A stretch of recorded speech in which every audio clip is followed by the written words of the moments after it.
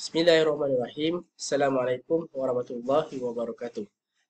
Hari ini kami akan membentangkan tentang model pembelajaran Azure di bawah kod khusus EDUP 2112 Teknologi dan Media Pengajaran. Okey. Yang pertama adalah saya akan menggunakan nama kumpulan. Saya Muhammad Syarifuddin bin Zaidi dan ada pembentang yang kedua iaitu Muhammad Hafizuddin bin Yahya dan pembentang yang ketiga iaitu Muhammad Hafizuddin bin Ahsan. Okey. Dalam pembelajaran ni kita akan belajar macam mana seorang guru tu menggunakan model Azure dalam bilik darjah. Okey, jadi kami memilih tajuk model Azure ni untuk kita menerangkan tentang ciri-ciri yang ada dalam model Azure iaitu yang memfokuskan kepada pembelajaran dalam bilik darjah. Okey, ciri yang pertama adalah analyze learner. Analyze learner ni maksudnya adalah kita menganalisis pelajar.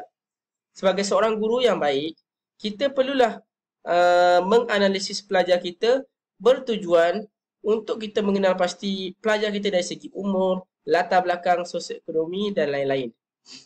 Okey, penting juga analisis ini di dalam kelas kerana apa? Kerana kita boleh melihat macam mana reaksi pelajar-pelajar kita terhadap pembelajaran. Kalau kita melihat kurangnya sambutan daripada pelajar tersebut, maka kita perlulah berusaha untuk memperbaiki kita punya cara pengajaran kita. Jadi pentingnya seorang guru ini mengetahui ataupun pentingnya seorang guru ini menganalisis pelajar mereka supaya guru dapat tahu macam mana cara kita untuk menarik minat mereka. Contohnya cara untuk guru untuk mengenal pasti untuk menganalisis murid adalah kita boleh buat dengan cara menyemak fail peribadi belajar. Kat situ kita boleh melihat macam mana keadaan ekonomi budak-budak, macam mana pekerjaan ayah mereka sama ada. Mungkin kita boleh melihat daripada sosial keluarga itu sama ada. Mungkin mak ayah dia dah bercerai. Jadi guru dapat mengadaptasi ataupun akan menyesuaikan diri dalam kita untuk mengajar pelajar itu sebab ataupun kita sebut sebagai pedagogi lah. Guru boleh lebih kreatif dalam kita untuk menarik minat pelajar dan mungkin juga kita tidak akan menyentuh isu-isu yang sensitif yang akan menimbulkan ketidakselesaan kepada pelajar ataupun mungkin pelajar itu akan berasa hati ataupun bosan dengan pembelajaran yang diajar oleh guru. Jadi pentingnya untuk kita menganalisis pelajar kita sebelum kita memulakan pembelajaran. Yang kedua, selepas kita dah analisis pelajar, guru yang baik adalah dia perlu menyatakan objektif. State objektif. Maksudnya kita menyatakan objektif. Objektif ini penting adalah kerana dengan objektif ini kita dapat menghasilkan hasil pembelajaran yang ingin dicapai. Okey, sebagai contoh, dalam satu kelas, seorang guru kita mengajar, kita kena tentukan objektif. Objektif pembelajaran ni kita boleh melihat dalam kita punya penulisan RPH kita. Dalam tu kita boleh tentukan objektif apa yang kita nak capai pada hari itu. Sebagai contoh, kita ambil pendidikan Islam tahun 1 iaitu belajar huruf hijaiyah. Jadi dalam kita menentukan objektif tu kita boleh menyatakan sama ada satu ataupun lebih objektif. Melihat kepada pelajar tersebut. Sebab itulah perlunya sebelum ini adalah analisis pelajar. Kita perlu analisis pelajar. Bila kita dapat analisis pelajar, macam mana keadaan pembelajaran anak-anak murid, macam mana tahap kognitif mereka. Jadi guru boleh merancang objektif pembelajaran yang sesuai dengan pelajar tersebut. Sebagai contoh, kalau satu hari mungkin setengah jam kita boleh tentukan satu objektif yang ingin dicapai. Sebagai contoh, bagaimana cara kita nak contoh objektifnya adalah murid dapat menyebut huruf hijaiyah dengan betul. Jadi bila kita dah tentukan objektif, jadi guru akan lebih terpandu untuk lebih fokus kepada objektif daripada terkeluar daripada apa yang kita hendak capai. Pentingnya objektif ni adalah sebagai sebatu panduan untuk kita supaya kita tidak melebihi tahap ataupun keluar daripada objektif kita. Sebab itulah perlunya guru untuk menentukan objektif sebelum memulakan pembelajaran. Seterusnya, dalam kaedah penentuan dan juga pemilihan kaedah bahan dan juga material ataupun metod cara, kaedah yang sesuai penting untuk diklasifikasikan ataupun diperincikan sebelum guru menentukan ataupun meneruskan aktiviti PDP ketika nak dijalankan dalam kelas tersebut. Contoh, cikgu kena tahu ataupun guru ni kena pastikan kaedah dari sudut seindaksi, dari sudut pengenalan dan konsep. Lepas tu aktiviti mana ketika nak test ataupun kefahaman murid ketika habis sesi pembelajaran itu. Jadi guru kena tentukan kaedah yang mana yang sesuai dari sudut memberi gambaran awal, dari sudut proses pembelajaran dan juga dari sudut refleksi di akhir sesi pembelajaran ataupun PDP dalam kelas tersebut. Nak tengok kaedah ni sesuai ataupun tak sesuai. Sebenarnya guru dia kena, makna dalam kaedah itu guru kena tarik perhatian waktu bergantung proses pembelajaran PDP itu seindaksi itu menarik ataupun tak menarik. Jadi guru nak tentukan kat situ sama ada permulaan tu berjaya ataupun tak, kita boleh nampak respon daripada murid-murid itu. Okey, bila dah pilih kaedah sesuai, cikgu perlu ataupun guru kena tengok media yang sesuai untuk ditunjukkan dalam kelas itu ataupun dalam PDP itu tersebut. Kalau dari sudut pemilihan media ini, proses pengajaran dan pembelajaran iaitu PDP ini adalah salah satu faktor yang penting. Sebab bila kita dah sediakan seindaksi, kita dah sediakan kaedah yang sesuai, jadi pemilihan media untuk berikan gambaran yang lebih lanjut ataupun yang lebih mendalam untuk penyediaan atau membezakan kaedah untuk menentukan objektif pembelajaran kita itu tercapai ataupun tak.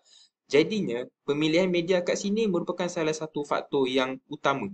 Sebab dekat sini, murid akan membezakan untuk menentukan objektif apa yang nak dicapai dalam PDP tersebut. Maksudnya kat sini ada dalam kita punya model ni, Assure ni dia ada canangkan 5 prinsip. Jadi kelima-lima ni cikgu kena perincikan, cikgu kena detailkan apa yang perlu dititik beratkan setiap satu persatu. Okey, lepas kita dah pilih kaedah yang sesuai, bila kita dah pilih media yang sesuai, cikgu kena tentukan bahan ataupun sumber pengajaran ini nak tengok berbaloi ataupun tak. Kalau kawasan pedalaman nak memerlukan dari sudut fasiliti ke ataupun dari sudut kemudahan ke, cikgu kena kira dari sudut kos dia. Kalau membebankan cikgu ataupun menyukarkan cikgu untuk menyediakan bahan ataupun memerlukan kos yang tinggi, so cikgu kena fikir ataupun cari idea yang lain supaya alternatif yang lain itu dapat berjalan untuk proses PDP dalam kelas tersebut. Bahan itu kadang-kadang cikgu kena pilih. Sama ada kalau boleh buat budak itu menarik perhatian diorang, cikgu kena terapkan ataupun cikgu kena praktikkan waktu dalam proses PDP. Kalau benda tu membosankan, cikgu tu dia kena fikir sama ada kalau bukan bergantung pada sepenuhnya daripada buku teks ke ataupun secara penyampaian daripada satu hala ke, tak boleh macam tu. Cikgu kena pilih sumber tu dari sudut mungkin daripada carta ataupun mungkin daripada lembaran latihan ataupun pada tas-tas untuk yang disediakan kepada murid kat situ, murid akan rasa untuk nak buat lagi. Jadi dari sudut penyediaan kat situ boleh menarik minat mereka. Oleh itu, penyediaan yang disediakan mengikut model Assure ni boleh merangsang tingkah laku minat pelajar. Dari kat situ, respon ataupun tindak balas dari budak tu mungkin memberi impak untuk mempelajari bagi topik-topik yang seterusnya. Okey. Seterusnya, dalam bab utilize media dan material ini penting dalam menentukan keberkesanan proses pembelajaran tersebut. Kalau dari sudut menyediakan sumber maklumat, boleh kita rujuk daripada sumber internet ataupun mungkin memerlukan pada capaian internet yang okey. Dekat situ, guru boleh menggunakan internet waktu mengajar. Kalaulah dari sudut kita pandang dari sudut aspek capaian internet tu agak kurang. Jadi, cikgu perlu ataupun guru ini perlu memilih salah satu mekanisme medium untuk menentukan penyediaan media ini boleh dicapai, boleh sampai kepada murid-murid waktu PDP tersebut. Contoh, macamnya guru mungkin boleh gunakan buku teks dan di samping itu disediakan juga backup dengan pelbagai maklumat-maklumat tambahan ke ataupun gambar-gambar yang boleh membezakan ataupun menentukan kefahaman murid itu ke. Jadi dekat situ pemilihan dan penggunaan bahan tu menjadi daya penarik dan menyediakan persekitaran yang sesuai. Sebab cikgu kena kontrol keadaan kelas. Cikgu kena kawal keadaan kelas tu supaya pemilihan proses start daripada induksi. Kalau masa 30 minit start pada awal sampai refleksi yang terakhir tu, cikgu kena kontrol. So dekat situ cikgu kena diingatkan supaya tuju pengajaran dan pembelajaran itu dapat dititikberatkan dan boleh diperincikan dalam menentukan keberkesanan proses PDP tersebut. So jadi kat situ kawalan, ubah suai, tambah baik dari sudut proses pembelajaran dan baik pula yang perlu kita tengok lepas daripada kelas itu agar dia kena dipastikan supaya sesuai dari sudut semasa ataupun kelas-kelas untuk seterusnya. Baik, langkah seterusnya iaitu require learner participation ialah satu kaedah, satu langkah untuk memastikan bahawa apa yang kita rancang, kerangka ataupun design yang kita reka bentuk yang kita buat ni untuk pembelajaran kita ni mesti murid terlibat aktif dalam kita punya pengajaran. Kaedah ini dinamakan pembelajaran berpusatkan murid. Ini adalah satu kaedah merangsang atau menaikkan motivasi pelajar untuk terlibat secara langsung dengan pengajaran yang kita lakukan. Bila murid terlibat secara langsung dengan pengajaran kita, maka pembelajaran itu akan menjadi lebih bermakna dan lebih melekat dalam kepala mereka. Oleh sebab itu, guru perlu memastikan bahan dan media yang dipilih yang berasaskan model Assure ni mestilah dapat merangsang. Itu dia punya keyword dia, iaitu merangsang tingkah laku dan minda murid sepanjang proses PDP berlangsung. Seterusnya, yang terakhir iaitu evaluate and revise. Dalam apa sekalipun perbuatan dan rancangan kita, mesti terakhir sekali kita mesti evaluate, iaitu menilai dan revise. Dan jika ada perlu perkara yang perlu dibetulkan, maka kita kena perbetulkan. Penilaian perlu dilakukan untuk melihat kekuatan dan kelemahan. Apa yang kita rancang tu mesti kita buat penilaian, postmortem, untuk kita tengok apakah kerangka yang kita bina itu betul.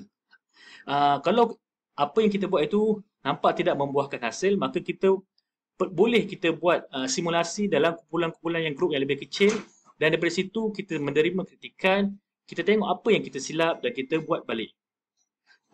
Kemudian kita boleh selepas itu, kemudian kita boleh, murid boleh menjawab soalan pemahaman atau berstruktur. Itu adalah kita punya refleksi ringkas yang mudah, yang kita boleh tengok sama ada murid dapat tak kefahaman, dapat tak ilmu, dapat tak kemahiran, dapat tak nilai yang kita ingin terapkan.